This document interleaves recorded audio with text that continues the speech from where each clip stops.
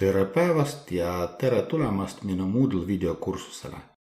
Selles videotunnis mina näitan, kuidas luua ülesanne tüüpi nimega fill in the blanks, lüngade täitmine. Siin te näete, et mina kasutan täpselt sama teksti, mida ma kasutasin teises ülesandes nimega drunk the text, teksti lohistamine. Ja ülesande loomise põhimõte on 100% sama.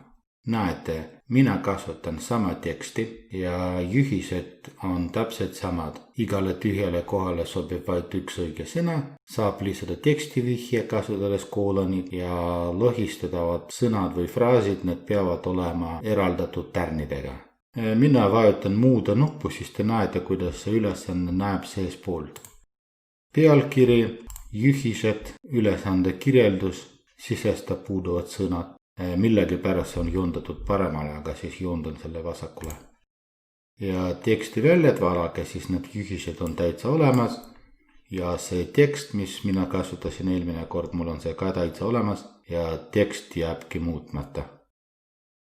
Võite lisada siis tagasiside komponente. Ja siit vaadake, mis valikud sobivad teile ja vajutage salvesta. Nagu te näete, see on kergesti ja kiiresti tehtav ülesanne. Tänan vaatamast, head aega!